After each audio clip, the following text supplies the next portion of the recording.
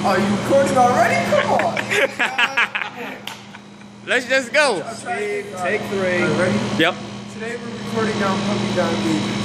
First, you always want to make sure to wear your safety glasses and wear some protective gloves versus coming against the cold refrigerant.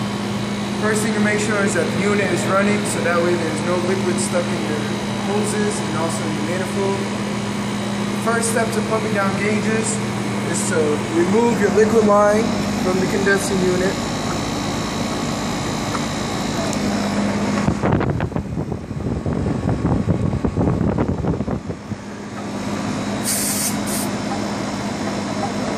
From the low loss fitting section.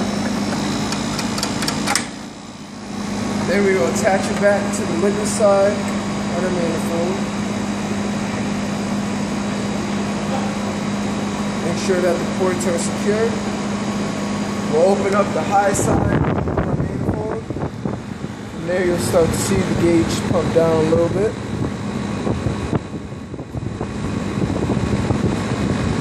We'll crack the middle hose to a point where there's refrigerant. And we'll close it up. Open up our other side of our manifold. From there you'll see that the gauges are starting to pump down.